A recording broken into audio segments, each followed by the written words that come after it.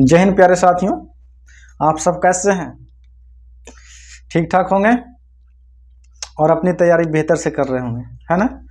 तो चलिए फिर आज नेक्स्ट सेशन में नए टॉपिक के साथ, जैसा कि पता है कि आपको क्लास 12 का ये जो है से सीरीज स्टार्ट हुआ है, जिसमें जो है से क्या चीज़ पढ़ाया जा रहा है, तो आपका हिस्ट्री स्टार्ट हुआ था, जिसमें पहला चैप्टर आज चल रहा है बाबू, उसका नाम है ईंट मन के तथा अस्थियाँ, यानी कि हड़प्पा सभ्यता के बारे में पढ़ रहे थे। ठीक है, तो अभी अगर चैनल पर पहली बार आए हैं तो चैनल को लाइक कीजिए, शेयर कीजिए और सब्सक्राइब करना बिल्कुल नहीं भूलिए, क्योंकि सबसे पहले अगर आप सब्सक्राइब कर रहते हैं तो सबसे पहले वीडियो जो है से आप ही तक सबसे पहले नोटिफिकेशन के रूप में जाएगा, है ना?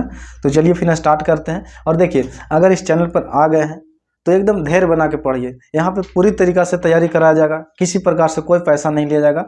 और 2025 में जो भी अपने मित्र वगैरह हैं, सगे संबंधी हैं, जो भी हैं, उनको बता दीजिए कि बिहार बोर्ड एग्जाम एक्सप्रेस के यूट्यूब चैनल पर यहाँ पे फ्री ऑफ कॉस्ट पूरी तरीक़ा से बैच लाया गया है। ठीक है, तो चलिए फिर स्टार्ट करते हैं। तो स्टार्ट करने से पहले जैसे आपके लिए चंद लाइनें है ना, कि आँखों के डार्क सर्किल देखकर हमारी आशिकी का अंदाज़ा मत लगाना, एक किताबों की मोहब्बत है जनाब जो रात भर जगाए रखती है। ये जो डार्क है ये किताबों की है, ना कि आशिकी के बगल में रात में जैसे फोनियावे के है। ये बात को ध्यान रखिएगा, ठीक है? तो चलिए फिर स्टार्ट करते हैं। तो देखिए, अगर पिछला लेक्चर आप देख चुके हैं तो वहाँ पे जो है से आपका खोज बता दिए थे, ठीक है, नामकरण बता दिए थे, उसके बाद जो है से वहाँ पे समाज बता दिया गया था, हड़प्पा सभ्यता कि कैसा समाज हुआ करता था।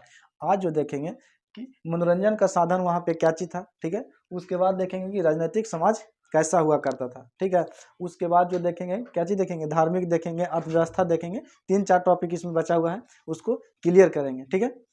और देखिए, सबसे पहले है ना कि आपको तैयारी करने से पहले जो है से आपको एक बात का और ध्यान रखना होगा कि आखिर सिलेबस आपका क्या है। हम बार बार ये बात को बोलते हैं कि आपको सिलेबस नहीं पता होगा, आप नहीं पढ़ पाइएगा। कोई भी बिल्डिंग कितना बड़ा बना दीजिए, लेकिन उसका पिलर मजबूत नहीं होगा तो वह बिल्डिंग कामयाब नहीं होगा। इसलिए आपको ये वीडियो देखना तो है ही है, इसके पहले जो है से सारा वीडियो को देख जाना है। और जैसा ही इस चैप्टर को ख़त्म करेंगे, इसके बाद जो है से जस्ट आपका पॉलिटी भी स्टार्ट कर दिया जाएगा, ठीक है। तो चलिए फिर स्टार्ट करते हैं। तो जैसा कि बताए थे बाबू कि समाज जो है से 6 भागों में बांटा गया था, ठीक है। उसके बाद देख लिया कि थी वहाँ के समाज जो है से मात्रिक सत्तात्मक थी। कुछ पीछे वाला रिवीजन कर लेते हैं। उसके बाद देख लिया कि हड़प्पा का खोज कब हुआ था, 1921 ईस्वी में दयाराम साहनी ने किया था, ठीक है। मोहनजोदड़ो का उत्खनन कब हुआ था, 1922 ईस्वी में राखालदास बनर्जी ने किया था। देखिए थोड़ा गला फंस रहा है ना, इसमें थोड़ा मैनेज कीजिएगा, ठीक है। बताइए, गला फंस रहा है, उसके बाद भी आपके लिए आए हैं तो इतना तो आप कर ही सकते हैं कि सेशन को शेयर कर सकते हैं और अपने दोस्तों तक पहुंचा सकते हैं, है ना। तो चलिए फिर देखते हैं कि आखिर सिंधु घाटी के सभ्यता के लोग जो है से मनोरंजन के लिए क्या क्या उपयोग किया करते थे। जैसे आज मनोरंजन के लिए आपको वादा के साथ ये कह देते हैं कि अगर आपसे मोबाइल जो है से कुछ पल के लिए बता रहे हैं, 1-2 दिन बीच में नेट बंद हुआ था तो लगता था कि हमारा जो है से पूरा छीन लिया गया, खुशी ही छीन लिया गया है। मनोरंजन का आज मेन साधन जो है से क्या चाहिए, सोशल मीडिया। लेकिन पहले जो है से सिंधु सभ्यता के लोग जो है से मनोरंजन में कैसे रहा करते थे, मनोरंजन कैसे किया करते थे। आज जो है बाबू से इंस्टाग्राम, फेसबुक और कच्ची पता ना क्या क्या चल रहा है ना। उसके बाद जो है से पबजी, फ्री फायर ये सब चलता है। लेकिन उस समय के लोग कैसे अपना मनोरंजन किया करते थे। तो देखिए, मनोरंजन के लिए उन लोग के पास भी बहुत सारे ऑप्शन थे, जैसे कि हम लोग के पास आज जो है से ऑप्शन है, उसके अकॉर्डिंग जो है से उस समय के भी बहुत सारे ऑप्शन हुआ करता था। तो देखिए, मनोरंजन में करते थे बाबू, सबसे पहले जो है से जुआ खेलते थे।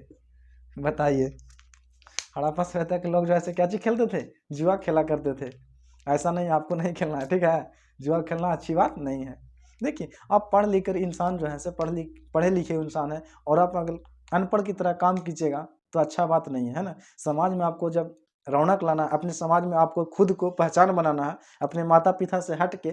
ऐसा नहीं हो कि आप जैसे माता पिता के नाम से जाना जाए, ऐसा नहीं करना है। आपको खुद ऐसा हो कि आपके नाम से जो है से आपके माता पिता का नाम लिया जाए, ऐसा करना है। तो बाबू आपको जुआ नहीं खेलना, लेकिन जो सिलेबस में उसको तो पढ़ना जरूर है, ठीक है। जैसे कि वहाँ पे आ जाएगा कि जैसे सिंधु घाटी सभ्यता के लोग कैसे मनोरंजन किया करते थे, कुछ शब्दों में बयां कीजिए। मान के चलिए 4-5 नंबर के ही आ गया, ठीक है। तो आपको इसको लिखना पड़ेगा ना, तो सबसे पहले आपको जानना ही पड़ेगा कि आखिर कैसे मनोरंजन किया करते थे। तो जुआ देख लिए कि जुआ खेला करते थे। उसके बाद जो है चेस जो है से बड़े लोग खेला करते हैं, चेस जिसको बोलते हैं शतरंज। पता है शतरंज का आविष्कार जो है भारत में पहली बार कहाँ देखने को मिलता है? हड़प्पा सभ्यता में। और ये भी बाबू शतरंज जो खेला गया था ये सबसे पहले लोथल में खेला गया था। कहाँ? लोथल। कहाँ बाबू? तो लोथल में खेला गया था, है ना, लोथल। लोथल कहाँ पड़ता है बाबू? तो लोथल जो है आपका गुजरात में पड़ता है। कहाँ? गुजरात में पड़ता है। यही जो है बंदरगाह शहर कौन था? तो लोथल आपका बंदरगाह शहर था। उसके बाद देखिएगा कि नृत्य यानी कि डांसर, नृत्य मतलब समझ रहे हैं, डांसर जिसको बोलते हैं नचनिया। ऑर्केस्ट्रा वगैरह जो उस समय भी हुआ करता था, देखिए वहाँ पे डांसर का भी प्रोग्राम हुआ करता था। क्या चीज के लिए? मनोरंजन के लिए। बताइए जो आज हम लोग जी रहे हैं उससे पहले जो क्या कह सकते हैं भाई। देखो कम से कम अभी भी सीखो, है ना, कि आगे हम लोग को कैसे करना है। वहाँ के लोग जुआ खेलिए लिए, शतरंज खेलिए लिए, चेस खेल ही रहे हैं, ठीक है। उसके बाद देखिए डांसरों बुला लिया।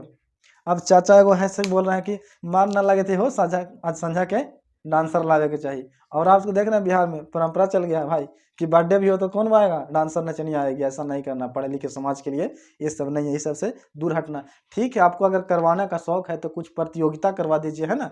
उसमें जो है अपने जो भी है अपना एरिया के जैसे बच्चे जो पढ़ लिख रहे हैं उनको कुछ प्रोत्साहित कीजिए, है ना। ऐसा काम करना ना कि डांसर बना के नचा देना। बताइए सबसे खराब बात ये लगता है भाई कि जब मान के चलिए कि किसी का शादी ब्याह होता है तो उसमें जो है एक लड़की को कन्या बना करके दुल्हन की तरह सजाया जाता है, ठीक है। उसको जैसे मान के चलिए मूर्ति की तरह सजाया जाता है और उसको विदा किया जाता है। और जबकि वही लड़की है, वो भी तो लड़की है, और उसका फुल मतलब पूरे महफिल में उसको जैसे लोग एंजॉय कर रहे हैं, आधा कपड़ा पहना कर नचवा रहे हैं। ये समाज में अच्छी बात नहीं है। ये खास करके पढ़े लिखे समाज में अच्छी बात नहीं है। ये सबसे आपको ऊपर उठना होगा, ठीक है। वो हो गया। उसके बाद जो है अब विनोद का कहना है कि सर उन्हीं लोग का जीवन ठीक था। बताइए ये तो अलग ही, इसका कहना ही गलत है। इसको देखिए जितना भी चिटपुटिया वाला बात हम बोलेंगे ना, इसको बहुत मजा आएगा सुनने में। और ये सब सबसे तंग है, इसका शादी भी ऑलरेडी हो गया है। बताइए उसके बावजूद इसीलिए लड़का कैमरा पर नहीं आता है। बुलाते हैं आइए इधर, नहीं आएगा, ये कहेगा ना कि घरे वाली बोलेगी। बताइए देखो यहाँ से एंजॉय कितना कर रहा है कि सर वहाँ के तो मज़ा ठीक लगता होगा। बताइए उसके बाद जो है शिकार करना, शिकार करने के लिए उन लोग जो है जंगली जानवर का शिकार किया करते थे। जैसे शिकार करना तो आज के डेट में आम बात नहीं है। शिकार करना जंगली जानवर को कीजिएगा तो आपके ऊपर FIR हो जाएगा। लेकिन उस समय के लोग जो है शिकार भी किया करते थे। किसके लिए? तो मनोरंजन के लिए। उसके बाद जो है पशुओं की लड़ाई, उन लोग देखते होंगे ना कि साढ़ बैल की लड़ाई कराते थे, जैसे कि साढ़े साढ़े में आपस में लड़ाई हो गया, ठीक है। उसके बाद देखिएगा कि भैंसों में लड़ाई करवाते थे। ऐसा उन लोगों का परंपरा था। तो मनोरंजन के लिए कितने साधन थे? 5 साधन थे। कौन कौन? तो जुआ का खेलना, शतरंज खेलना, नृत्य करना यानी कि डांसर का ही बुलाना उन लोग का था। उसके बाद जो है शिकार करना, उसके बाद जो है पशुओं की लड़ाई करना। बताइए इतना डेवलप था। और नचनिया भी आती थी ना बाबू, वो भी लिपस्टिक लगाती थी। आगे पढ़ेंगे कि पूरा समाज वहाँ पे लिपस्टिक लगाया करता था। चूड़ी था, बहुत भयानक भयानक चीज़ था। इसलिए अगर आपको भी इस सब के पढ़ने में रुचि नहीं आ रहा है तो आगे देखते चलिए कितना रुचि आएगा से। इतिहास इतना आसान तो नहीं है लेकिन फिर भी बहुत आसान है ना। आगे देखिएगा ना, अभी तो सिंधु सभ्यता पढ़ रहे हैं, अभी मौर्य वंश देखना है, गुप्त वंश देखना है, उधर फिर चल जाएगा तो देखना, डलहौजी देखना है, कर्जन देखना है, सब देखना है। अभी सबको बाकी है तो टेलर है भाई, है ना। अब चलते हैं यहाँ पे मनोरंजन के साधन तो देख लिए भाई। उसके बाद अब देखते हैं कि वहाँ पे राजनीतिक व्यवस्था कैसे थी। कौन व्यवस्था? तो राजनीतिक व्यवस्था के बारे में देखते हैं कि वहाँ पे जो है इतना डेवलप जब था, इस सभ्यता जब इतना डेवलप था तो वहाँ पे चलाने के लिए जिस प्रकार से आज हम लोग के चलाने के लिए सरकार की सुविधा मतलब कि ज़रूरी है। किसी भी राष्ट्र को चलाने के लिए वहाँ के सरकार की ज़रूरत बहुत ज़रूरी है। बिना सरकार के जो है देश चल ही नहीं सकता है। चाहे सरकार हो या राजतंत्रात्मक हो, गणराज्य, बात एक ही है ना। कहीं पे राजा चला रहा है, जैसे कि भूटान जो है राजतंत्रात्मक है तो वहाँ पे राजा चला रहा है, और यहाँ पे क्या जी सरकार चला रहा है, यानी कि स्वतंत्र, यहाँ पे गणतंत्र था, स्वतंत्र है, यहाँ पे जो है सरकार चला रही है। उसी प्रकार से जब यहाँ पे इतना डेवलप था बाबू तो यहाँ पे जो है कोई ना कोई तो शासन चला रही होगी। ऐसा तो नहीं जब इतना बड़ा नियोजित शहर था, नगरीय सभ्यता थी, तो इसमें ऐसा तो नहीं है कि एकदम छूटे साढ़ की तरह घूम रहे होंगे। ऐसा बात नहीं, वहाँ पे भी कुछ न कुछ चलाया करते थे, शासन किसी के हाथ में हुआ करता था। लेकिन मतभेद है। मतभेद इसलिए कह सकते हैं कि कोई ना कोई, हम लोग इसलिए बोल रहे हैं क्योंकि वहाँ पे लिखा गया साक्ष्य उपलब्ध नहीं है। लिखा तो गया लेकिन पढ़ा नहीं गया। तब पढ़ा नहीं गया तो अनुमान के तहत जो भी इतिहासकार बताते हैं उसी के तहत पढ़ना है। अगर वहाँ पे पढ़ लिया जाता सारा लिपियों को, जो 250 से 400 लिपि थी जिसमें 80 का नॉलेज है और बाकी का नहीं है, अगर सारा का नॉलेज हो जाता तो हम लोग देखते कि किसके हाथ में शासन है। लेकिन ऐसा पढ़ ही नहीं पाए हैं तो अनुमान से कोई भी इतिहासकार आए और लंबा लंबा छोड़कर चले गए कि फलना में देखिए ना आगे कैसे कैसे छोड़ के बड़े बड़े इतिहासकार जो है निकल गए कि वहाँ की राजनीतिक व्यवस्था कैसे थी। तो देखिए राजनीतिक व्यवस्था में सबका अलग अलग मत है, बहुत सारे इतिहासकार का जो है अलग अलग मत है, लेकिन पढ़ना सबके बारे में है। थोड़ा गला प्रॉब्लम है गला फंस रहा है, थोड़ा मैनेज कीजिएगा, है ना। सबसे पहले जो है राजनीतिक व्यवस्था में केंद्रीय सत्ता, ऐसा तो है ना कि इतना बड़ा सभ्यता को चलाने के लिए कोई ना कोई सत्ता होगी, तो कौन केंद्रीय सत्ता कोई ना कोई होगी, लेकिन देखते हैं कि कैसे पता चलता है। तो देखिए इतिहासकार का कहना है कि इसका जो है स्पष्ट साक्ष्य तो नहीं मिला है, लिखा हुआ लेकिन पढ़ा नहीं गया, तो हम इसका पता पूरी तरीका से नहीं लगा सकते हैं कि आखिर ये किसके हाथ में शासन वहाँ पे थी, लेकिन कुछ ना कुछ तो रही होगी। जैसे आप ही से बताते हैं कि आपको जब घर चलाने के लिए किसी की जरूरत पड़ती है, मान के चलिए आपके गार्जियन है, उनका मुखिया के रूप में जरूरत पड़ता है, घर के मुखिया की जरूरत पड़ता है, तो बताइए इतना बड़ा साम्राज्य चलाने के लिए का किसी का जरूरत नहीं पड़ता होगा, जरूर पड़ता होगा, लेकिन अनुमान के तहत हम लोग सारे इतिहासकार जो बताए हैं उसके बारे में पढ़ लेते हैं। तो कोई साक्ष्य नहीं मिला है, लेकिन पुरोहित शासक थे ऐसा माना गया। कुछ इतिहास का कहना है कि ये जो है यहाँ के जो शासक थे वो कौन वर्ग के थे, तो पुरोहित वर्ग के थे। कौन वर्ग के? पुरोहित, यानी कि पंडित वर्ग के लोग यहाँ जो है शासक रहा करते थे। कुछ का कहना है कि व्यापारिक वर्ग के हैं, कुछ का कहना है कि पुरोहित वर्ग के हैं, लेकिन देखिए आगे से आपका मतभेद देखेंगे कि किसने कौन बात बोला है, ठीक है। एक इतिहासकार आए हैं जिसका नाम है कच्चे पिगट। कौन? पिगट। पिगट बाबू इतिहासकार हैं। इनको कहना है ना कि इतना बड़ा सभ्यता को चलाने के लिए एक राजधानी नहीं थी, यहाँ पे दो राजधानी हुआ करती थी। कौन कौन? तो एक था हड़प्पा और दूसरा था मोहनजोदड़ो। यानी कि इस सभ्यता के कितने राजधानी? दो राजधानी। पूछता है कि हड़प्पा सभ्यता के कितने राजधानी है? दो राजधानी। पूछता है कि जुड़वा राजधानी किसे कहते हैं? तो एक हड़प्पा है, दूसरा मोहनजोदड़ो है। पिगट का कहना है कि हड़प्पा सभ्यता के दो राजधानी। तो क्या चीज बोल सकते हैं कि जुड़वा राजधानी थी? तो जुड़वा राजधानी में कौन कौन आता है? हड़प्पा आता है और मोहनजोदड़ो आता है। इन लोग इसको बीच में, दोनों शहरों के बीच में जो दूरियां थी बाबू, ये लगभग 483 किलोमीटर थी। कितना था? तो 483 किलोमीटर। पूछ लेता है भाई, इतना तक पूछ लेता है कि हड़प्पा और मोहनजोदड़ो की दूरी कितना था? तो 483 किलोमीटर थी। कितना? तो 483 किलोमीटर पड़ती थे। पूछेगा हड़प्पा किस नदी के किनारे बसा हुआ है? तो ये जैसे रावी नदी के किनारे, और मोहनजोदड़ो सिंधु नदी के किनारे। पिछले लेक्चर अगर नहीं देखे हैं तो वहाँ पे जरूर जाकर देखिए, पूरी तरीका से पढ़ाया गया है, ठीक है। उसके बाद जो है हड़प्पा की खोज किसने किया था? दयाराम साहनी ने, इसको राखलदास बनर्जी ने। इतना तक देख लिए। तो राजनीतिक व्यवस्था में देख लिया कि कोई ना कोई शासक हुआ करता होगा, लेकिन स्पष्ट साक्ष्य नहीं मिलने के कारण हम एक कन्फर्म नहीं कर पाए हैं कि आखिर किसके हाथ में शासक थी। लेकिन कुछ का कहना है कि पुरोहित वर्ग के हाथ में शासक थी। बहुत इतिहासकार का मानना है, सबसे ज्यादा जो मानना है किसके हाथ में? पुरोहित वर्ग के इतिहासकार ने। कुछ इतिहासकार का नाम देख लेते हैं कि किसने कौन सा बताए हैं। तो पहला जो आता है कौन आता है बाबू? पिगट। पिगट एक इतिहासकार हैं। वो एक कहते हैं कि किसके वर्ग में है, किसके शासन था?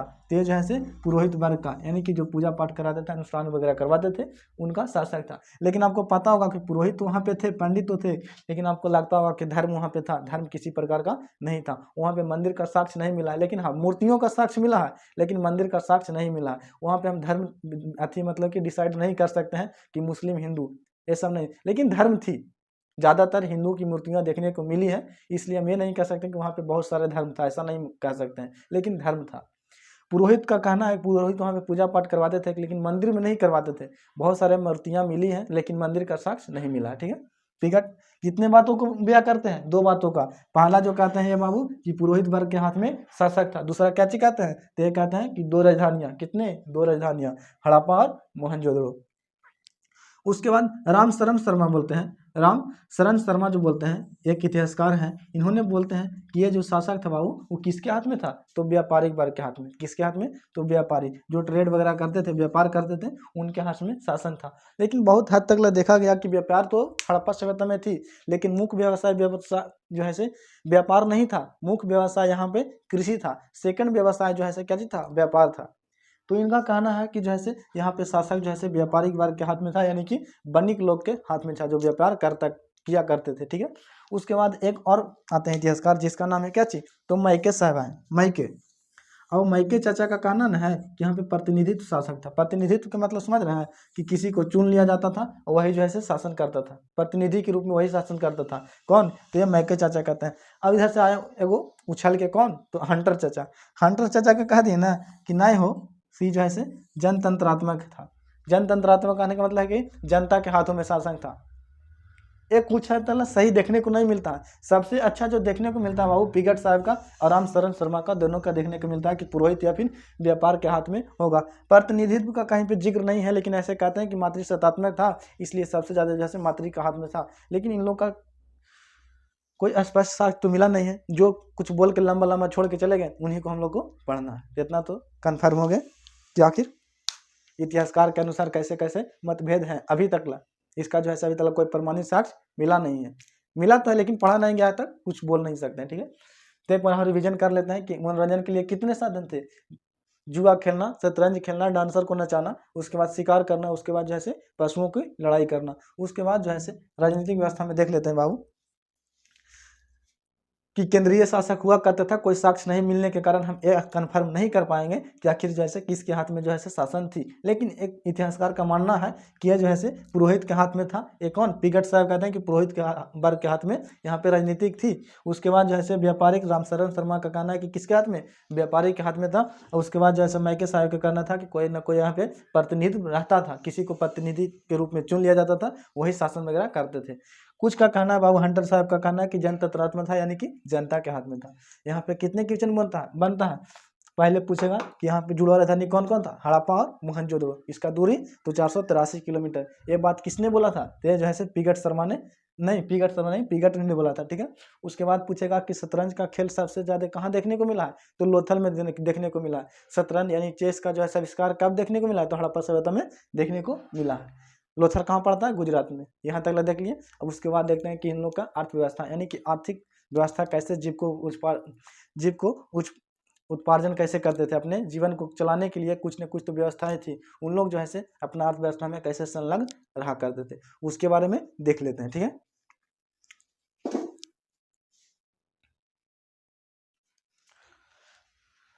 तो आपका टाइम बचाने के लिए लिख दिया ऑलरेडी है ना।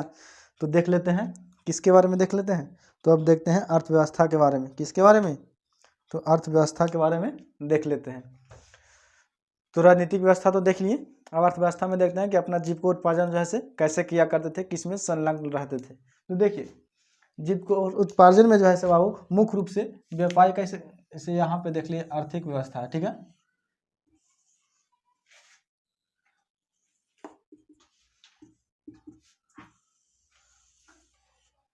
देखिए व्यवसाय के रूप में आखिर अर्थव्यवस्था चलाने के लिए कोई ना कोई व्यवसाय से जो है संलग्न रहना बहुत जरूरी है। जैसे हम लोग आज भारत जो है कृषि प्रधान देश है। ठीक है, अधिकतर जनसंख्या जो है अर्थव्यवस्था यानी कि जिसको उत्पादन करने के लिए जो भी है अर्थव्यवस्था को चलाने के लिए जो है किस पर आधारित है, तो सबसे ज़्यादा जो है कृषि पर आधारित है। कितना, तो लगभग बाबू आपको पता नहीं होगा कि लगभग जो है 70% से कम नहीं है, 70% जो है आपका जो है कृषि में संलग्न है। तो भारत जो है कृषि प्रधान देश है। ठीक है, उसी तरीके से जैसे हड़प्पा यानी कि सिंधु घाटी सभ्यता कैसा देश था, मतलब कैसा सभ्यता था, तो ये भी कृषि प्रधान है था। यानी कि सबसे ज़्यादा जो इसको में जनसंख्या जो संलग्न था बाबू वो एक कृषि पर था। क्यों, क्योंकि इस सभ्यता का जो है विकास जो है सिंधु नदी के किनारे था। और सिंधु में जो है आपका सतलज, ब्यास, झेलम, चिनाब ये सब जो है सहायक नदियाँ हुआ करती थी।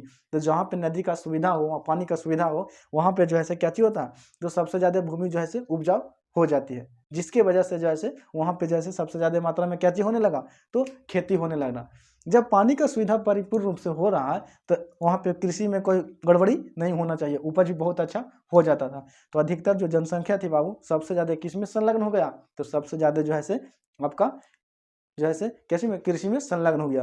तब पूछता है कि सिंधु घाटी सभ्यता में जो है मुख्य रूप से किसमें संलग्न थे, सबसे ज़्यादा जो है अर्थव्यवस्था चलाने के लिए क्या चीज़ इंपॉर्टेंट रहता था, तो ये जो है आपका कृषि। कौन, तो कृषि।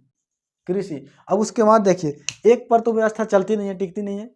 मुख्य व्यवसाय पूछेगा हड़प्पा सभ्यता के तो क्या चीज मारेगा, कृषि। ठीक है, सेकंड व्यवसाय में आता था व्यापार। क्या चाहता था बाबू, व्यापार। कृषि के बाद जो है सबसे ज़्यादा मात्रा में अगर देखा गया तो कृषि के बाद जो है व्यापार यानी कि ट्रेड। उन लोग जो है व्यापार करना आरंभ कर दिए थे। वहाँ पे जो है ट्रेड भारी मात्रा में होते थे, लेकिन कृषि इतना नहीं होता था। इसलिए यहाँ पे डाउट होता है बार बार कि जो है व्यापार और कृषि में उलझ जाते हैं बच्चे, लेकिन ऐसा नहीं करना है आपको दोस्तों। ठीक ना, आप देखो एकदम निसंकोच मारिए, वहाँ पे कृषि ही होगा ऑप्शन में। ठीक है, कृषि आपको करेक्ट करना है। ठीक है, उसके बाद जो है पशुपालन भी किया करते थे। क्या चाहिए, तो पशुपालन। तो उपार्जन के लिए जो है व्यवसाय के रूप में सबसे ज़्यादा कृषि किया करते थे, उसके बाद जो है व्यापार, उसके बाद जो है पशुपालन। आखिर देखेंगे कि पशुपालन में भी जो है कौन से पशुपालन किया करते थे, कौन कौन जानवर को किया करते थे, उसके बारे में भी चर्चा कर लेंगे। ठीक है, यहाँ पे देख लिए। अब देखते हैं कि जब कृषि में संलग्न थे तो आखिर उन लोग जो है उपजाते क्या चीज़ थे। जैसे आज धान, गेहूँ, चावल ये सब उपजा रहे हैं हम लोग, तो उस समय जो है क्या चीज़ उपजाया जाता था, उसके बारे में देख लेते हैं। तो उपजाऊ भूमि होने के कारण जो है सॉरी उपजाऊ भूमि होने का कारण क्या चीज़ है, तो सिंधु घाटी जो है सिंधु नदी के किनारे स्थित होने के कारण जो है वहाँ पे बहुत से सहायक नदियाँ हुआ करती थी, और पानी का जो है किसी प्रकार के कोई कमी नहीं होने के कारण वहाँ पे जो है मिट्टी ऑलरेडी उपजाऊ हो गई थी, जिसके वजह से जो है वहाँ पे कृषि में संलग्न हो गए थे। इतना तो आप लिख दीजिएगा।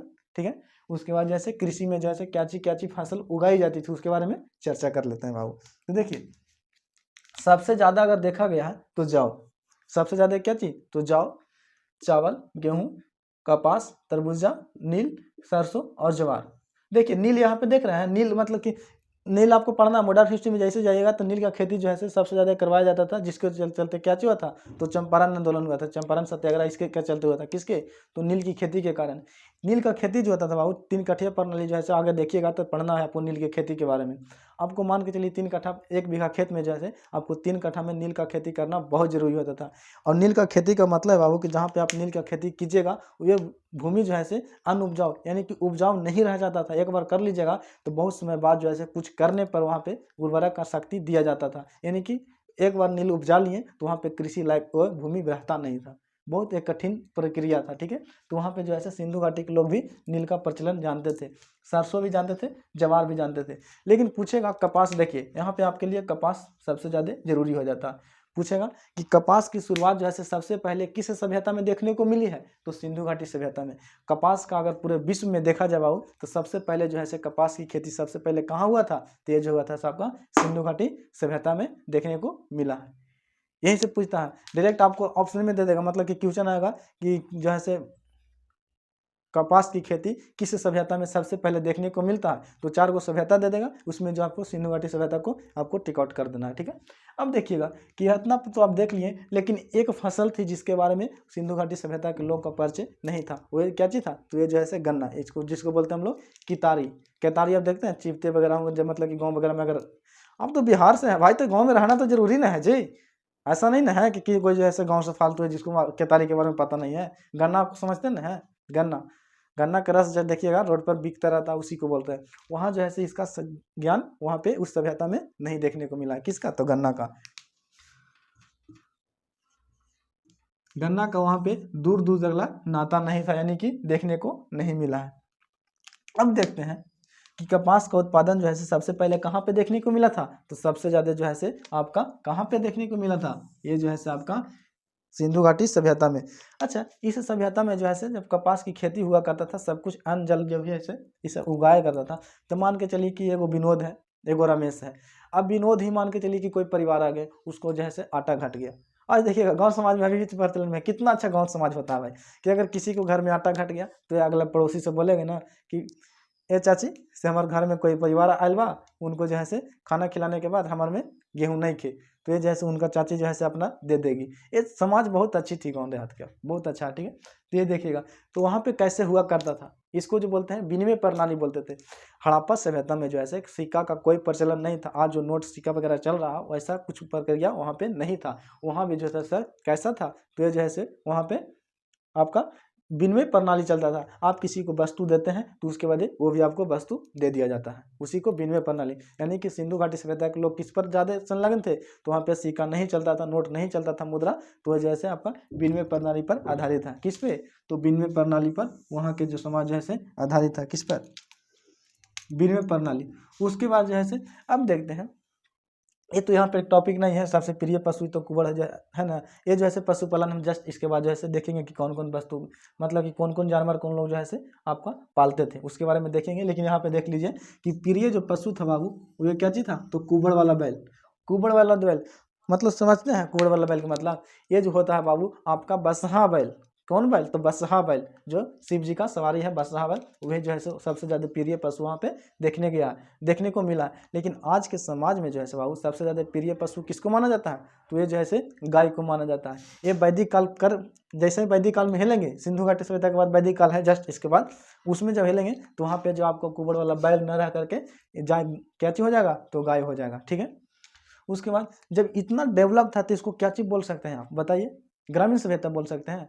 अरे भाई आज हम लोग स्विमिंग पूल में नहा रहे हैं, उस समय चाचा हमारे स्विमिंग पूल में नहा के चला है। ठीक है, आज हम लोग डांसर का नचवा रहे हैं, उन लोग जो है डांसर के ऑलरेडी नचवा लिए। आज जो है क्या चीज कर रहे हैं? आज जो है चेस खेल रहे हैं, उन लोग भी चेस खेला करते थे। नगर योजना देखिएगा ना, तो आज जो है नली गली बना रहे हैं, उसमें भी पक्का ईटा का घर बन चुका था। तो इसको क्या चीज बोलते हैं? नगरीय सभ्यता। तो ये जो है नगरीय सभ्यता, इसको श्रेणी में रखा गया था। अब उसको बोलता है कांस्ययुगीन सभ्यता। तो नामकरण बता दिए थे, इसके पहले जब अगर लेक्चर नहीं देखें तो उसको जाकर देखिए। कांस्ययुगीन सभ्यता किसको कहते हैं? इसमें जो है इसलिए कांस्ययुगीन सभ्यता कहते हैं बाबू, क्योंकि इस सभ्यता में कांसे का प्रयोग सबसे पहले देखने को मिलता है। किसका? कांसे का प्रयोग सबसे पहले देखने को मिलता है। कांस आखिर बनता किसके मिल से है? तो तांबा और टीन के मिलने से बनता है। कांस जो बनता है बाबू है तांबा और टीन के मिलने से, तांबा प्लस टीन को मिलने से जो है कांस का निर्माण होता है। सिंचाई के लिए बाबू, जब इतना उपजाऊ खेती हुआ करता था बाबू, तो सिंचाई के लिए कुछ तो व्यवस्था थी। तो सबसे ज़्यादा जो व्यवस्था देखने को मिला है वह नदी से है। लेकिन नदी के पानी जो है लगातार तो चलती रहती है, तो उसके लिए बांध का वगैरह भी जरूरी होता था। तो सिंचाई में जलाशय का साक्ष्य, यानी जलाशय का मतलब होता है बांध, बांध का साक्ष्य अगर देखने को मिला है तो धौलावीरा से मिला है। कहाँ से? डायरेक्ट आपको क्वेश्चन मिलता है कि जलाशय का साक्ष्य सबसे ज़्यादा कहाँ से देखने को मिला है? तो ये जो है आपका धौलावीरा। धौलावीरा कहाँ पड़ता है बाबू? तो गुजरात में, गुजरात में पड़ता है धौलावीरा। तो डायरेक्ट यहाँ से आपका क्वेश्चन बनता है कि सिंचाई के साक्ष्य यानी कि जलाशय का साक्ष्य कहाँ से देखने को मिलता है? तो ये जैसे धौलावीरा से देखने को मिलता है। अब यहाँ तक देख लिए। अब उसके बाद चलते हैं कि व्यापार के बारे में देख रहे थे बाबू, ट्रेड के बारे में। आखिर व्यापार जो है कैसे कैसे हुआ करता था? क्या हड़प्पा सभ्यता के लोग जो थे यहाँ पे वस्तु को सिर्फ आयात करते थे या निर्यात करते थे, या फिर दोनों करते थे? इसके बारे में देख लेते हैं। तो देखिए, व्यापार कहने का मतलब ही होता है कि किसी वस्तु को आयात करना और किसी वस्तु को निर्यात करना। जो किसी देश से मंगाया जाता है उसको आयात बोलते हैं, और हम लोग जो है किसी वस्तु को किसी दूसरों को देते हैं उसे निर्यात करते हैं। यहाँ तक तो डॉट नहीं होना चाहिए। तो देखते हैं, अफगानिस्तान से जो है बाबू आपका टीन मंगाया जाता था। अफगानिस्तान से क्या चीज? ये आयात वस्तु है। क्या चीज वस्तु है? आयात वस्तु। आयात वस्तु में देखिए, अफगानिस्तान से जो है आपका क्या चीज? तो टीन मंगाया जाता था। उसके बाद जो है ईरान और इराक से क्या चीज? तो शीशा और लाजवर्त। यहाँ पे आपको डाउट होना चाहिए। अगर डाउट नहीं है तो डाउट तो है ही है, हम देख रहे हैं। क्या कि आपका रास्ता से जो है हम भी गुजार चुके हैं, हम भी पढ़ते थे ना, तो हमको ही पता नहीं था कि लाजवर्त किसको कहते हैं। लाजवर्त एक ऐसा जो है धातु नहीं है, ये ऐसा पत्थर है, पत्थर जो है मान के चलिए हीरा जो है ना आज सबसे कीमती हीरा है, उसी तरीक़े से सबसे श्रेष्ठ पत्थर में अगर देखने को मिला है तो ये जैसे लाजवर्त को मिला है। इसको नवरत्नों का संज्ञा दिया गया है, यानी कि 9 पत्थरों में सबसे ज़्यादा जो अगर है फेमस है तो लाजवर्त है। उस समय ये जो है कहाँ से? ईरान और इराक से मंगाया जाता था। ठीक है, तो लाजवर्त सबसे कीमती क्या चीज़ था? तो कीमती बाबू ये पत्थर था। ठीक है, इसको जो है बड़े जो है लोग यहाँ पे पहना करते थे। देखेंगे कि यहाँ पे जो है सिंधु घाटी सभ्यता में समाज जो है 2 भागों में था, उच्च सीमा और निम्न सीमा, यानी कि आम लोग रहते थे, महान लोग रहते थे। जैसे नगर के बारे में देखेंगे ना तो आपको पूरा पता चल जाएगा कि जैसे वहाँ पे भी समाज में जो था क्या चीज था?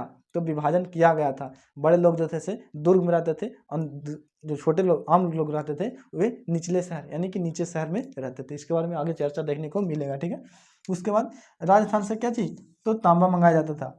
राजस्थान से क्या चीज मंगाया जाता था? तो तांबा मंगाया जाता था। उसके बाद जैसे सोना, दक्षिण भारत में देखिएगा तो सोना का सबसे ज़्यादा भंडारण देखने मिलता है भारत में। तो सबसे ज़्यादा जैसे सोना कहाँ से मंगाया जाता था? तो ये जैसे आपका सोना जो है दक्षिण भारत से मंगाया जाता था। अब सिंधु घाटी सभ्यता के लोग जब किसी वस्तु को आयात कर रहे हैं, यानी कि किसी को मंगा रहे हैं, तो ऐसा नहीं ना था कि यहाँ से भी कुछ वस्तु को नहीं भेजा गया होगा, तो यहाँ से भी जैसे कुछ वस्तुओं को भेजा गया था। तो कौन वस्तु थी? तो देखिए, नील यहाँ से भेजते थे। काचे बाबू, तो नील क्यों? क्योंकि नील का खेती यहाँ पे होती थी। एकदम, अरे उमंग वो लाल शर्ट वाले तुम्ही को बोल रहे हैं एकदम। का यार बेचारा खोया हुआ है, बताइए, नहीं खोना है, ये सब प्यार मोहब्बत करना है। ठीक है, हम आपको फीलिंग की समझते हैं, हम भी वो रास्ता से गुजरे हैं। आपका मतलब ये नहीं है कि हम भी वो रास्ता से नहीं गुजरे, लेकिन ये सब प्यार मोहब्बत जो है सेकेंडरी चीज़ है, लाइफ के लिए नहीं है। आपसे बेहतर ही उसको मिल जाएगी ना, तो आपको डायरेक्ट कहेगी बाबू क्या हुआ रे, पापा नहीं मान रहे हैं, जबकि पापा को कहीं नहीं है, वो ऑलरेडी किसी मतलब कि नौकरी वाला को देखी आराम से हाँ में हाँ हो गया, और तुमको बोलेगी कि पापा नहीं मान रहे हैं। अगर ठीक है प्रेम मोहब्बत करना है तो अपने जैसे ऐसा जीवन साथी चुनिए ना कि सब दिन साथ रहे। अगर आपको लगता है कि जीवन साथी जिंदगी भर साथ नहीं दे सकती है, नहीं दे सकता है, तो ऐसा नहीं है, ऐसा फिर छोड़ दीजिए ना, बीच में लात मार दीजिए। और सबसे ज़्यादा समाज में आज देखने को मिल रहा है ना कि जो फ़ोन पे बतियाते हैं तो रात रात भर बतियाते हैं। अरे भाई रात रात भर क्यों बतियाना है, तुम भी पढ़ाई करो, वो भी पढ़ाई करो, दोनों बैठ के पढ़ाई करो। ठीक है, एंजॉय करना अच्छी बात है, बात करना अच्छी बात है, कोई हम गलत बात नहीं कहते हैं, लेकिन फिर भी ठीक है अपना लाइफ के साथ खिलवाड़ नहीं करना है, ठीक है। उसके बाद जो है यहाँ से शीशा का निर्यात होता करता था, यहाँ से शीशा जो है दूसरे ठाम पे भेजा जाया करता था। कपास, कपास का निर्यात काहे नहीं होगा भाई, कपास का सबसे ज़्यादा जो है सबसे पहले जो है शुरुआत कहाँ पे देखने को मिला है, तो ये जो है आपका सिंधु घाटी सभ्यता में। तो कपास उपजा के कब चीज खाली वस्त्र बनाएंगे जी, या दीपक जलाएंगे, इसको तो कहीं ना कहीं बेचेंगे, कहीं से वस्तु मंगा रहे हैं तो ऐसा हुआ करता था, ठीक है। उसके बाद जो है बर्तन का भी यहाँ पे भंडारण था, इसलिए यहाँ पे बर्तन का भी जो है निर्यात किया करता था। इतना तो आप देख लिए। अब देख लेते हैं छोटा सा आपको पशुपालन देख लेते हैं, उसके बाद जैसे अर्थव्यवस्था आपको पूरी तरीके से खत्म हो जाएगा। उसके बाद जैसे धार्मिक देखेंगे और फिर देखेंगे पतन का कारण, कि पतन का कारण कैसे हुआ, ठीक है।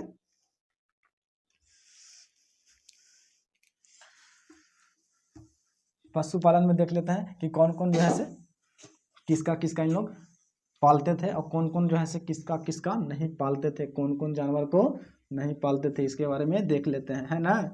उसके बाद जो है इस सेशन को समाप्त करेंगे। कहा कि ज़्यादा लंबा वीडियो भी आपको हानिकारक तो नहीं करेगा, लेकिन उन्हें से हम मान रहे हैं भाई कि आपको जो है उन्हें से मैसेज आ रहा है, आपको बात को हम फीलिंग को समझते हैं, ठीक है।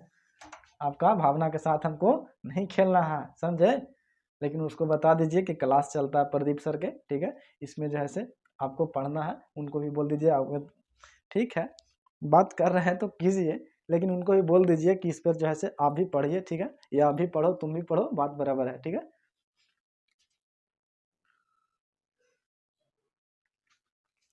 तो देख लेते हैं पशुपालन के बारे में, किन लोग जो है कौन कौन जो है पशु को पाला करते थे, है ना बाबू।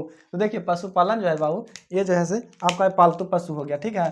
पालतू पशु में जो है क्या चीज पालते थे, तो ऊँट हो गया, सुअर हो गया, भैंस हो गया, गाय हो गया, गेंडा हो गया, हाथी हो गया।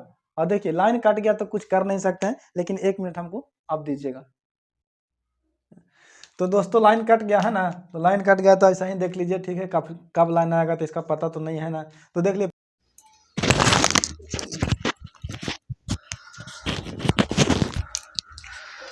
तो दोस्तों लाइन तो कट गया है, लेकिन फिर भी देख लेते हैं ना, पूरा कर लेते हैं इसको, उसके बाद जो है आपका सेशन समाप्त हो जाएगा। तो देखिए पशुपालन में देख रहे थे कि ऊँट जो है सुअर और भैंस, गाय, भेड़, हाथी और कुबड़ वाला बैल, ये जो है जानवर से इन लोग परिचित थे, यानी पे इन लोग पाला करते थे। लेकिन 2 जानवर ऐसे हैं जिसको जो है इन लोग परिचित नहीं थे। कितने, तो 2 जानवर जो है ऐसे जिसको से इन लोग परिचित नहीं थे। पहला जो है आपका घोड़ा हो गया, और दूसरा जो है शेर। घोड़ा और शेर से इन लोग का कोई ऐसा परिचित नहीं था। बहुत सारे जगह पर उत्खनन हुआ, उसमें जैसे घोड़ा और शेर का कहीं पे साक्ष्य नहीं मिला। तो पूछता है कि सिंधु घाटी सभ्यता में किस मतलब कैसे पशु का ज्ञान नहीं था, तो किसका ज्ञान नहीं था, ये जैसे घोड़ा और शेर का ज्ञान नहीं था। लेकिन याद रखिएगा कि घोड़ा का जो है साक्ष्य कहाँ से देखने को मिला है, तो लोथल और सुरकोटदा से मिला है। लोथल और सुरकोटदा से क्यों मिला है, क्योंकि ये जो है बंदरगाह शहर स्थल थी, ठीक है। यहाँ पे हो सकता है कि किसी दूसरे ठाम से जैसे व्यापार करने के लिए आए होंगे, और किसी कारण जैसे घोड़ा जो है वहाँ पे दबकर मर गया होगा, कुछ न कुछ कारण हुआ होगा, जिसके कारण जैसे घोड़े का अवशेष वहाँ पे देखने को मिलता है। तो इससे हम तो ये नहीं ना कह सकते हैं जैसे एक व्यक्ति को जो है नशेड़ी निकल जाने से उसका पूरा समाज नशेड़ी नहीं हो सकता है, उसी तरीके से इस एक जगह से जैसे घोड़ा का साक्ष्य मिल जाने से हम पूरा सभ्यता के बारे में कल्पना नहीं कर सकते हैं। तो पूछता है कि सिंधु घाटी सभ्यता में जो है किसका साक्ष्य नहीं मिला है, किस जानवर का, तो घोड़ा और शेर का। लेकिन सबसे प्रमुख पशु कौन था, तो ये जो है एक सिंघिये वाला जानवर था। कौन, एक सिंघिये वाला जानवर। एक सिंघिये वाला जानवर के रूप में जैसे बाबू आपका गेंडा का परिचय देते हैं इतिहासकार, कहते हैं कि एक सिंह वाला जो जानवर था वो गेंडा था, ठीक है। तो यहाँ पे आपको पशु से कितने सवाल मिलते हैं, तो आपको 3 क्वेश्चन देखने को मिलता है। सबसे प्रिय पशु कुबड़ वाला बैल, सबसे प्रमुख पशु तो एक सिंघिये वाला, ठीक है, जानवर, और घोड़ा का और शेर का साक्ष्य नहीं मिला है। ये जो है से आपको पशुपालन खत्म हो गया। इसके बाद जो है से धार्मिक देखेंगे और नगर योजना देखेंगे और पतन का कारण, यानी कि आपको इस चैप्टर में मात्र 3 टॉपिक बचा है, ठीक है, उसको नेक्स्ट लेक्चर में जो है से कंप्लीट कर दिया जाएगा। तो चलिए फिर मिलते हैं नेक्स्ट वीडियो में, जब तक के लिए जय हिंद।